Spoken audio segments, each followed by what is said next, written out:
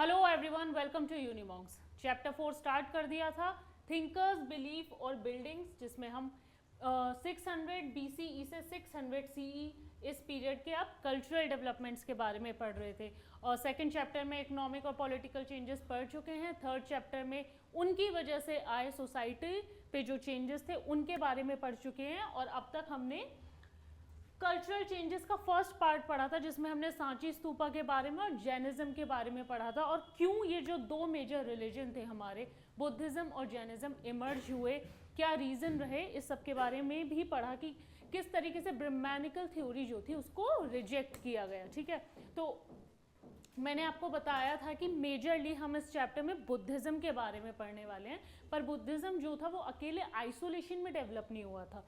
ये बात की थी ना हमने कि बहुत सारे रिलीजन के साथ डिबेट डिस्कशंस करके ये रिलीजन हमारा इमर्ज हुआ था।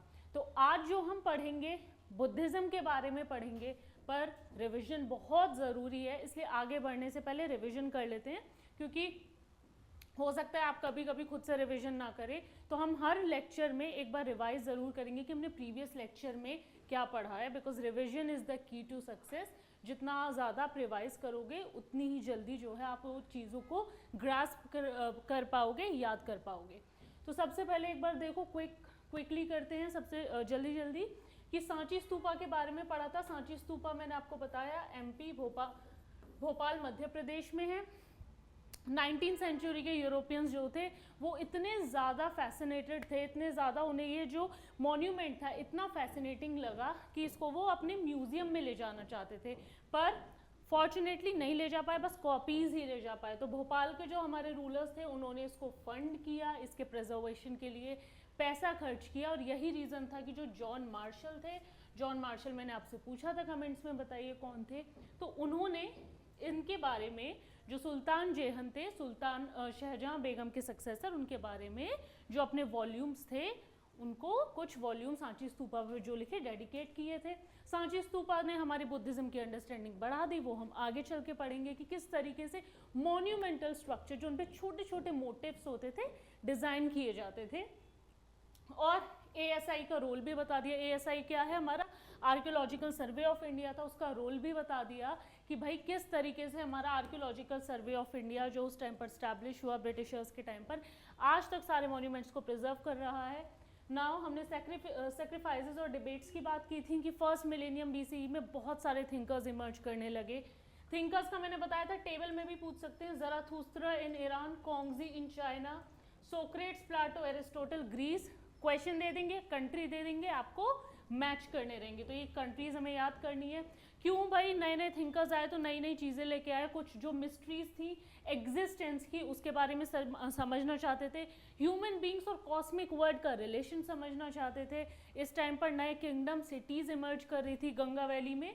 पूरा हमने पढ़ा था चैप्टर 2 में कि 6th सेंचुरी BC में किस तरीके के चेंजेस आए थे, यूज़ ऑफ जो नई एग्रीकल्चरल टेक्नोलॉजीज आई थी, कॉइनेज आया था, नए किंगडम्स, नए जनपद, ये सब इमर्ज हुए थे। नेक्स्ट जो हमारा वैदिक ट्रेडिशन है, ठीक है, जो हमारे वैदिक ट्रेडिशन, उसके बिलीफ, प्रैक्टिस, उसका सोर्स हमारा क्या था, वो बहुत इंपॉर्टेंट हमारा मेजर सोर्स था ऋग्वेद, मैंने बताया। और इनका कंपाइलेशन, बहुत जो कंपाइलेशन पीरियड है इंपॉर्टेंट होता है, circa 1500 से 1000 BCE इनका कंपाइलेशन पीरियड था, जिसमें बहुत सारी हिम्स, अब हिम्स आपकी क्या होती है, पोएम्स या song which are written in praise of God, आप पढ़ते हो ना। तो ऐसे ही बहुत सारे डीटीज जो कि वैदिक टाइम के फेमस डीटीज थे, जिनकी वर्शिप की जाती थी, अग्नि, इंद्र एंड सोम। ये भी क्वेश्चन में पूछा जा सकता है कि जो वैदिक टाइम के जो थे डीटीज कौन कौन से जो थे पॉपुलर थे, तो ये याद रखना। बहुत सारे सेक्रीफाइसेस जब परफॉर्म किए जाते थे तो उस टाइम पर ये जो हिम्स थे ये चेंट किए जाते थे, इनका उच्चारण किया जाता था।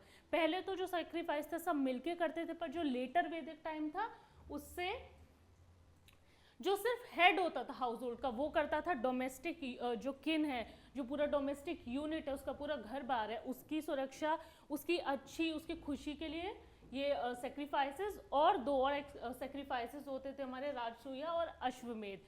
लेक्चर में पढ़ चुके हैं, कमेंट करके बताओ कि ये सेक्रीफाइसेस किसके लिए किए जाते थे। नेक्स्ट चीज़ है, नए क्वेश्चन इमर्ज होने लगे थे। उपनिषद्स आए थे, उपनिषद जो थे सिंपल लैंग्वेज में लिखे गए थे, और उपनिषद जो थे हमारे वो क्या थे, फिलोसफिकल टेक्स्ट थे। अब लोग जो थे ना इस टाइम पर बहुत क्यूरियस हो गए, बहुत इंक्विजिटिव हो गए, जिज्ञासु हो गए, नई नई चीज़ें उन्हें जाननी थी, उन्हें लाइफ का मीनिंग जानना था भाई कि हमें एक लाइफ मिली। आज भी होते हैं लोग कि किस इस लाइफ का जो है मीनिंग क्या है, पॉसिबिलिटी क्या है लाइफ आफ्टर डेथ और रीबर्थ की। तो उस टाइम के थिंकर्स जो थे वो अंडरस्टैंडिंग और जो नेचर ऑफ अल्टीमेट रियलिटी था उसको समझना चाहते थे। डिबेट्स एंड डिस्कशंस की बात की थी। 64 सेक्ट थे बुद्धिज्म में, इंपॉर्टेंट है याद रखना। डिबेट्स कहाँ होती थी, कुटागरशाला में। इसका मीनिंग इंपॉर्टेंट है कि एक हट होती थी पॉइंटेड रूफ के साथ, ये याद रखना।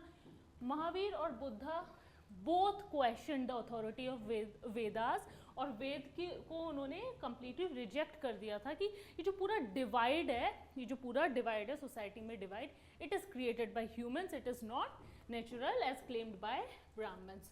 और इंडिविजुअल एजेंसी यानी इंडिविजुअल थॉट पे एम्फेसाइज करते थे।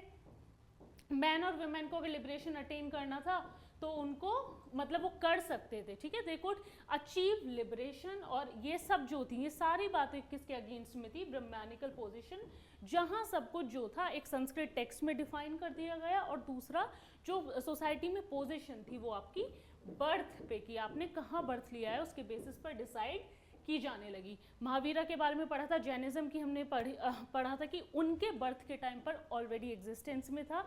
He was the 24th Tirthankara. Tirthankara कौन थे ये आप कमेंट में बताएंगे।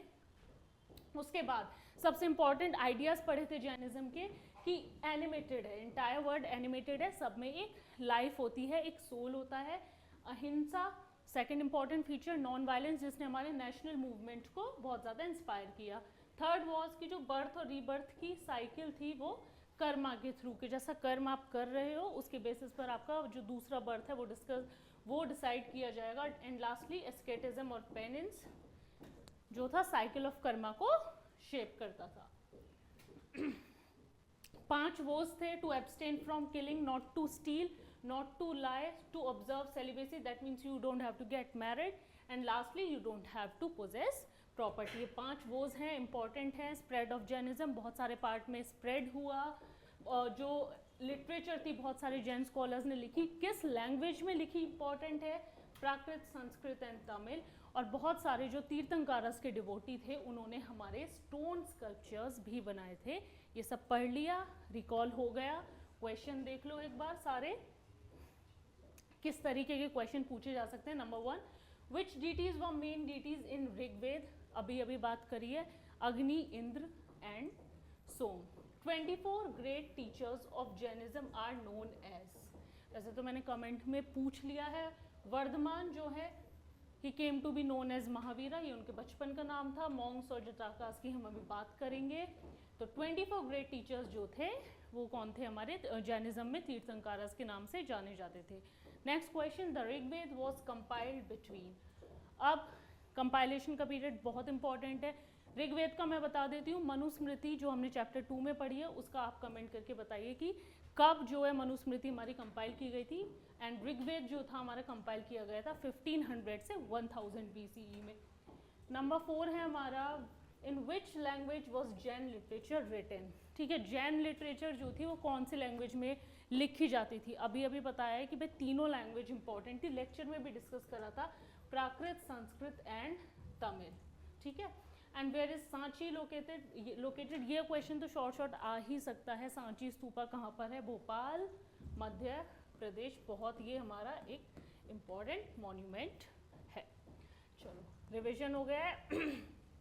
आज का इम्पॉर्टेंट टॉपिक है जो इस चैप्टर का सबसे इम्पॉर्टेंट टॉपिक है, जो चैप्टर जिसके बारे में है बुद्धिज्म के बारे में, वो हम आज स्टार्ट कर रहे हैं। The Buddha, his enlightenment and his teachings. आज हम पूरा जो बुद्धिज्म है कैसे इमर्ज हुआ, क्या टीचिंग्स थी, क्या फॉलोवर्स थे बुद्धिज्म के, उन सब के बारे में पढ़ने वाले हैं। तो चलो स्टार्ट करते हैं। Teachings and message of Buddha spread across the subcontinent and beyond. ठीक है, बुद्धा उनकी जो टीचिंग्स थी, वो जो मैसेज देना चाहते थे वो सिर्फ इंडियन सबकॉन्टिनेंट में नहीं, उससे बाहर भी उसका मैसेज जो था स्प्रेड हुआ था।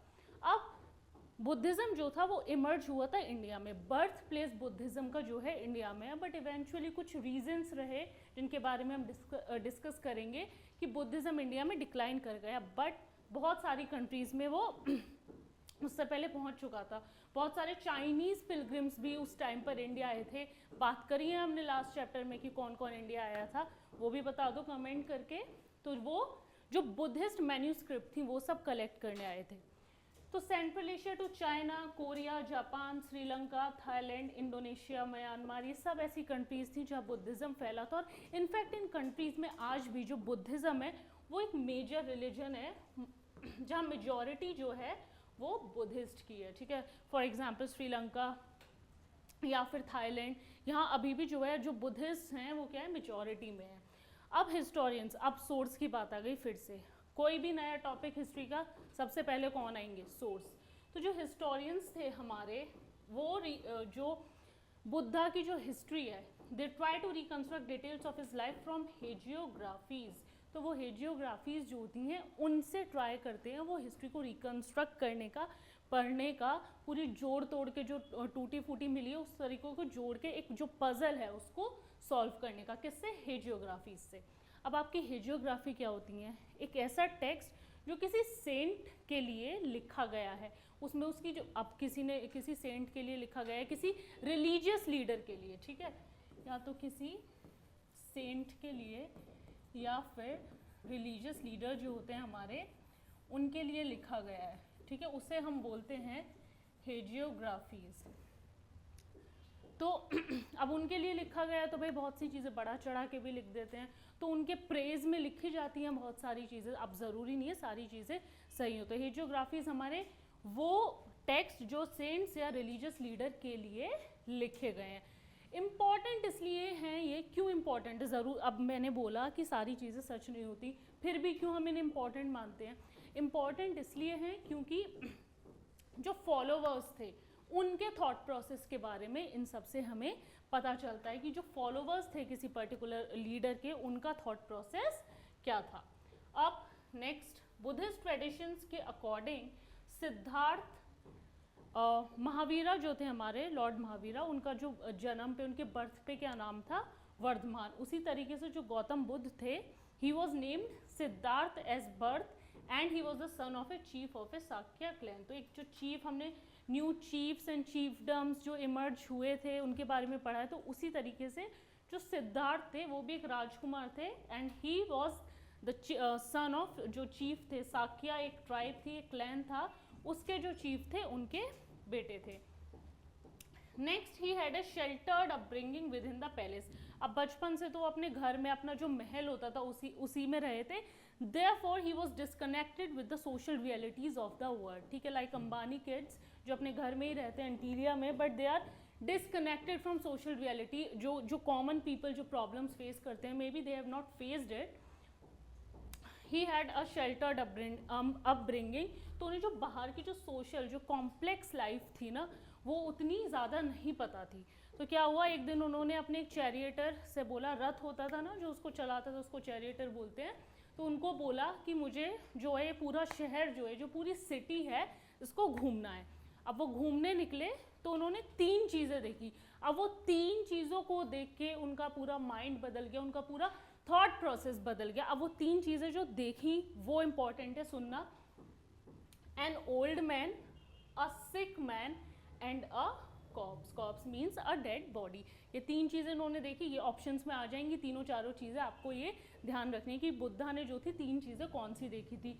N old man, a sick man and a cops. अब उन्हें देख के उन्हें ये समझ आया कि जो हमारी ह्यूमन की जो एग्जिस्टेंस है, जो हमारी बॉडी है, इसका डीके या ओल्ड होना या ये ओल्ड एज आना, ये इनएविटेबल है, यानी कि इसे कोई नहीं रोक सकता। आप कितना भी फेस पैक लगा लो, एक टाइम बाद क्या है, बूढ़े तो हो ही जाओगे, स्किन तो ख़राब हो ही जाएगी। तो उन्हें ये चीज़ बहुत पहले समझ आ गई सारी चीज़ें देख के कि हम कितनी भी मेहनत कर लें, ये सब जो चीज़ें हैं, जो नेचुरल प्रोसेस है, वो इनएविटेबल है।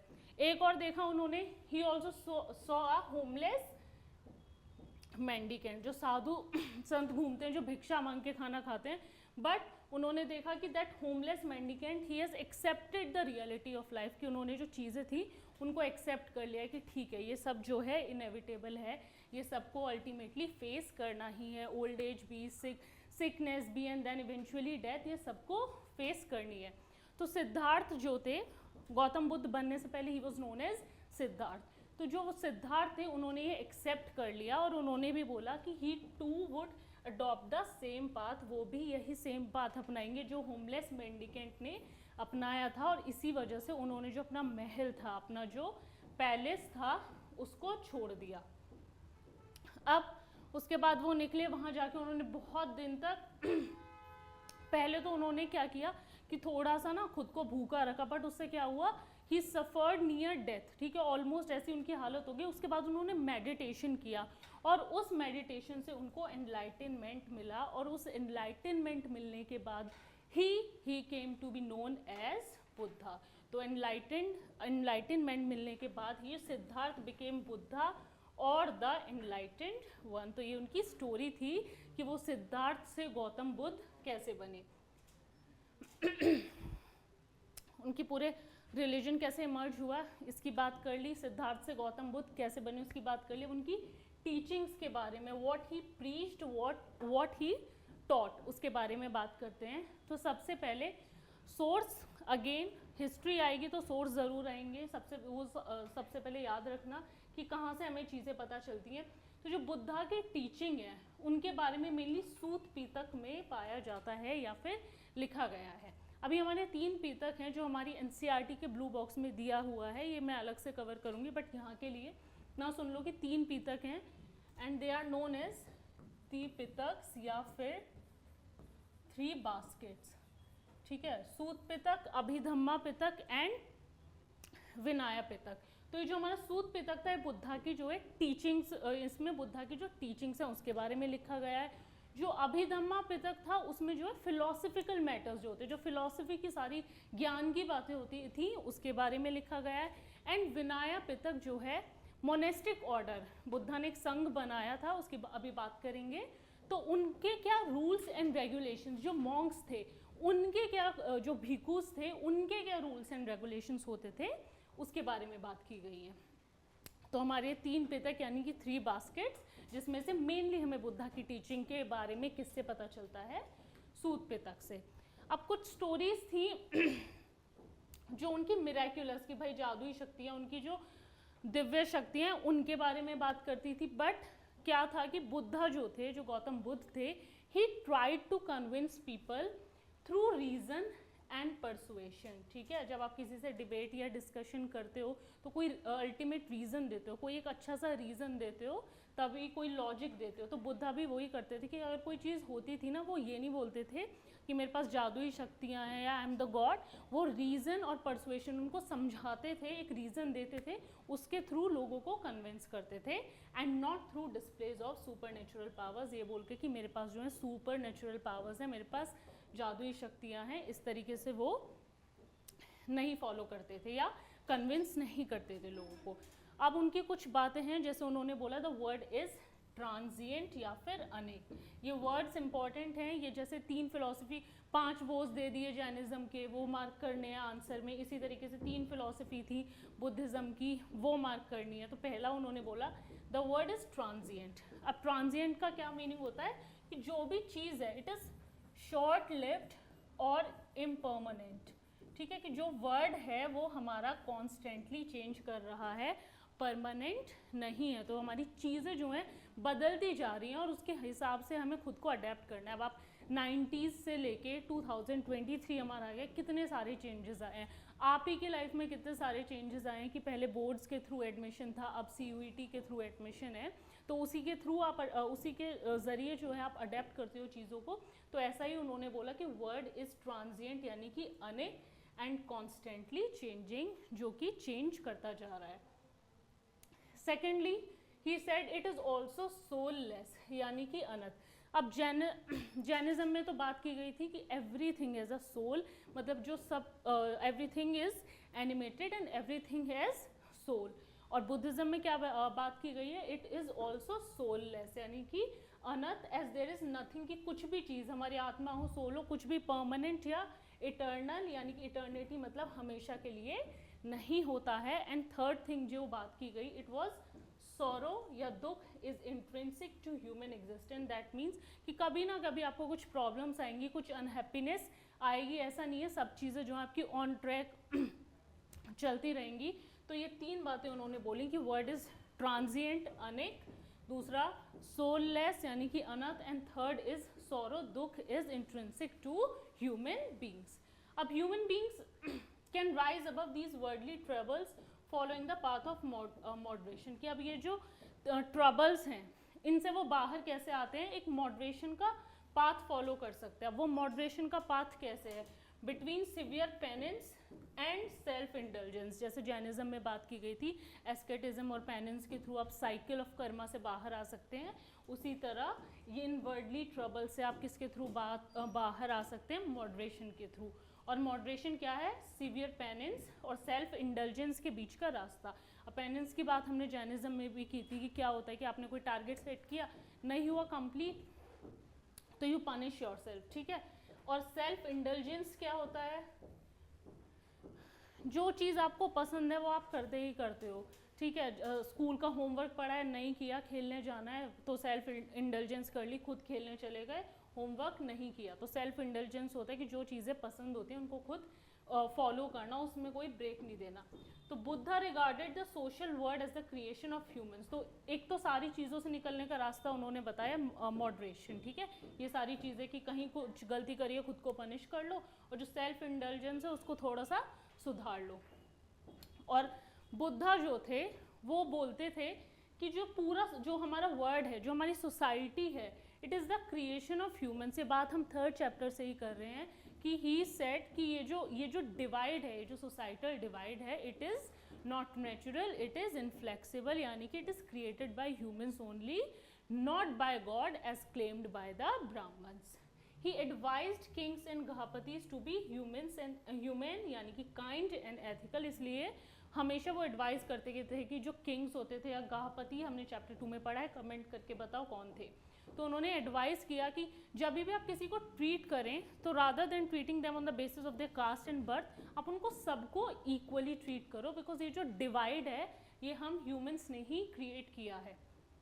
He also emphasised individual agency, इसके हमने लास्ट लेक्चर में भी बात की थी, एंड राइचियस एक्शन के बारे में वो एम्फेसाइज करते थे, यानी कि इंडिविजुअल थॉट, इंडिविजुअल पावर और राइचियस एक्शन, यानी कि मॉरली जो आप उसको करेक्ट समझते हो, as a means to escape from the cycle of rebirth and attain self realisation and निब्बान।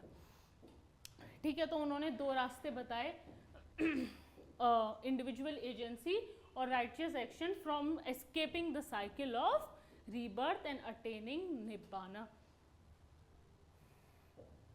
Last topic है आज का, followers of the Buddha.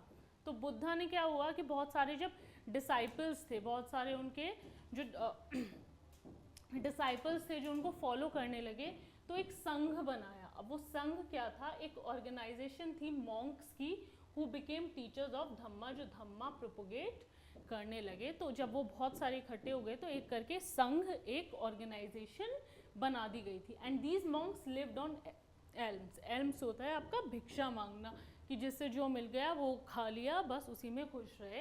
And they were known as bhikkhus, ठीक है, और उनका नाम जो था उन्हें भिक्खूज के नाम से जाना गया। Initially only man were allowed, ठीक है, सबसे पहले जब ये संघ बना तो सिर्फ मैन को अलाउ किया गया था, but later on women were also admitted. Buddha के एक जो बहुत ही डियरेस्ट डिसाइपल थे, जो उनके बहुत ही क्लोज थे, उनके इंसिस्टेंस पे संघ में जो है विमेन को भी एडमिट किया गया। और संघ था क्या, ऑर्गेनाइजेशन ऑफ मॉन्क्स। तो सबसे पहली जो भिक्खुनी बनी, she was Buddha's foster mother who brought him up। Mahaprajapati Gautami, ये नाम याद रखना, ये भी ऑप्शन, ये भी क्वेश्चन बन सकता है कि जो बुद्धा की फॉस्टर मदर थी, she was the first bhikkhuni. And Buddha's followers came from many social groups. अच्छा, क्योंकि बहुत सारे सोशल डिवाइड को तो वो खुद ही क्या करते थे, डिस्कार्ड करते थे, तो जो उनके फॉलोवर्स थे वो हर तरीके के सोशल ग्रुप से आते थे। किंग्स भी होते थे, वेल्दी मैन भी होते थे, घापतीज भी होते थे, वर्कर, स्लेव और क्राफ्ट पीपल भी होते थे, ठीक है। तो सब तरीके के जो सोशल ग्रुप थे वो बुद्धिज्म को फॉलो करते थे। और जो संघ था हमारा, उसकी जो इंटरनल फंक्शनिंग थी, ठीक है, जो संघ की इंटरनल फंक्शनिंग थी वो बेस होती थी गण और संघ के ट्रेडिशन पे। गन्स और संघ्स के बारे में हमने चैप्टर 2 में पढ़ा था, तो वो कैसे डिसाइड करते थे, कंसेंसस कि सबका ओपिनियन लेते थे और उसके बेसिस पे डिसाइड करते थे। बट अगर उस कंसेंसस के बेसिस पे डिसाइड नहीं हो सकता था तो वो वोट के थ्रू डिसाइड करते थे। डिसीजन जो था पहले कंसेंसस के थ्रू, और अगर उसके थ्रू अचीव नहीं हो सकता था तो वोट के थ्रू। अब संघ में जो था, क्योंकि हर तरीके के लोग आते थे, तो ऐसा नहीं था कि यहाँ पे सोशल डिवाइड था। बाहर जो थे, कोई किंग था कोई स्लेव था, वो सिर्फ बाहर तक था। संघ में जो एडमिट होने के बाद they were all regarded as equal, वहाँ पर सब इक्वल हो जाते थे। और दिस इज द रीजन कि बुद्धिज्म जो है रैपिडली ग्रो करा during his life time and even after the death of Buddha. क्यों? It appealed to people dissatisfied with existing religious practices. Chapter के बिगनिंग में ही इसकी बात की थी, because people who were irritated by social divide, जो भी सोशल डिवाइड क्रिएट किया गया था, जो भी उससे सेटिस्फाइड नहीं थे, ठीक है, तो they started following Buddhism, because यहाँ उनको जो है इक्वली ट्रीट किया जाता था। यहाँ पर जो थे सब लोगों को इक्वालिटी मिलती थी, because importance was attach to conduct and values rather than birth, caste और the social divide which was created. तो जो इम्पोर्टेंस थी किसी बंदे को, अगर किसी पर्सन को जो इम्पोर्टेंस दी गई है, वो कंडक्ट और वैल्यूज़ के थ्रू दी जाती थी कि आपका कंडक्ट कैसा है, आपकी वैल्यूज़ कैसे हैं, आप खुद को किस तरीके से कंडक्ट कर रहे हो, आपका बिहेवियर कैसा है, आप दूसरों को कैसे ट्रीट करते हो सोसाइटी में, तो उसके बेसिस पर this drew men and women to Buddhist teaching. और यही रीज़न रहा कि जो बुद्धिज़्म था हमारा रैपिडली ग्रो किया, और जो टीचर्स थे, जो लोग थे, वो अल्टीमेटली कनेक्टेड हो गए। तो क्या क्या पढ़ा आज हमने? बुद्धा के बारे में पढ़ा कि जो रिलीजन था इमर्ज हुआ था इंडिया में, पर बहुत सारी कंट्रीज़ में क्या था, स्प्रेड हो चुका था। जो बुद्धिज़्म की हिस्ट्री है वो रिक्रिएट की जाती है हेजियोग्राफी से। हेजियोग्राफी क्या होती है? बायोग्राफी किसी सेंट या रिलीजियस लीडर की, ठीक है। बुद्धिस्ट ट्रेडिशन के अकॉर्डिंग सिद्धार्थ थे जो बुद्धाज नेम एट बर्थ, और किसके बेटे थे वो? कौन से चीफ के? शाक्य क्लैन के, ठीक है। क्या क्या उन्होंने देखा जिससे उन्होंने डिसीजन लिया? एक old man, a sick man and a cops, और एक होमलेस मेंडिकेंट भी, जिसे देख के वो समझ गए कि he has accepted the reality of life. फिर वो वहाँ से अपने पैलेस से चले गए, उन मेडिटेशन किया and finally attend enlightenment and came to be known as enlighten. होने के बाद ही came to be known as Buddha. Teachings की बात की थी कि बुद्धा की टीचिंग के बारे में हमें कहाँ से पता चलता है? सूत पितक, ये 3 पितक्स हैं हमारे, जिसे हम 3 पितक्स या फिर 3 बास्केट बोलते हैं, जिसमें सूत पितक के बारे में, सूत पितक में बुद्धा की टीचिंग के बारे में लिखा गया है। कुछ स्टोरी डिस्क्राइब करती हैं उनकी मिरेक्युलस पावर, बट वो ऐसा कुछ भी क्लेम नहीं करते थे। लोगों को रीजन और परसुएशन के थ्रू क्या करते थे? कन्विंस करते थे। 3 इंपॉर्टेंट फिलोसफीज थी। ट्रांजिएंट है, यानी कि परमानेंट नहीं है, बट दैट मीन्स अनेक और चेंज करता जा रहा है। दूसरा सोललेस है, यानी कि अनंत है, कि कुछ भी परमानेंट नहीं है। एंड थर्ड इज सॉरो, या दुख जो है अगर आपकी लाइफ में, वो इनएविटेबल है, आएगा ही आएगा, ठीक है। पाथ ऑफ मॉडरेशन बताया था between severe penance and self indulgence. और सोशल वर्ड जो था वो मानते थे बुद्धा थे कि ये जो है ह्यूमंस ने क्रिएट करा है सोशल डिवाइड। इंडिविजुअल एजेंसी और राइचियस एक्शन को एम्फसाइज करते थे। एंड किससे? To escape from cycle of rebirth and attain self realisation and nibbana. Followers की बात की थी, एक संघ बन गया था जो मॉन्क्स थे, वो क्या था? Organisation of Monks.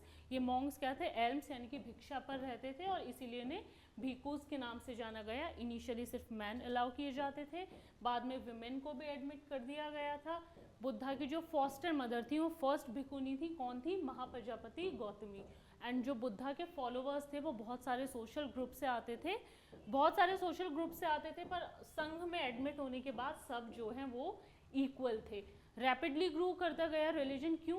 क्योंकि इंपॉर्टेंस दी जाती थी कंडक्ट और वैल्यूज को, ना कि बर्थ या कास्ट सिस्टम को। अब क्वेश्चंस के थ्रू एक बार और रिवीजन कर लेते हैं। Question number 1, what was the name of the gana to which Buddha belonged? ठीक है, तो अभी अभी हमने बात की है, his father was the chief of Sakya clan. Magadha की बात कर ले तो मगध हमारी सबसे इंपॉर्टेंट महाजनपद थी, जो 16 महाजनपद थी हमारी। द संघ, क्वेश्चन नंबर 2, द संघ was an association of home. ठीक है, संघ हमने बात करी है, एक ऑर्गेनाइजेशन बनाई गई थी मॉन्क्स की या फिर भिक्खूस की, और ये लोग किस पे, एल्म्स यानी कि भिक्षा पर रहते थे। Question number 3, which is the method of salvation and Buddhism?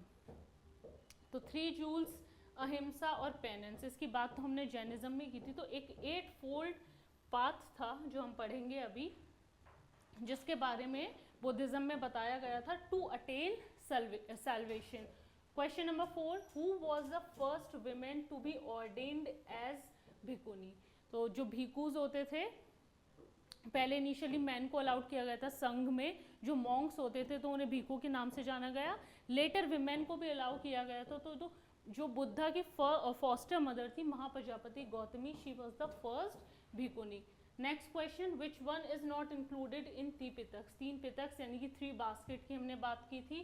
सूत पिटक में बुद्धा की टीचिंग्स होती थी, विनय पिटक में जो थे, जो ये संघ था, इसमें जो मॉन्क्स को रूल्स और रेगुलेशन फॉलो करने होते थे उनके बारे में लिखा गया था। और अभिधम्म पिटक में जो है फिलोसफिकल मैटर्स के बारे में लिखा गया। तो कौन सा ऑप्शन बचा हमारे पास? Mahapitaka. Last question, according to Buddhist philosophy which statement is not correct? ठीक है, बुद्धिस्ट फिलोसफी की हमने बात की थी। 3 इंपॉर्टेंट चीज़ कि वर्ड इज ट्रांजिएंट यानी कि अनेक है, कॉन्स्टेंटली चेंज हो रहा है, ये बात कर ली।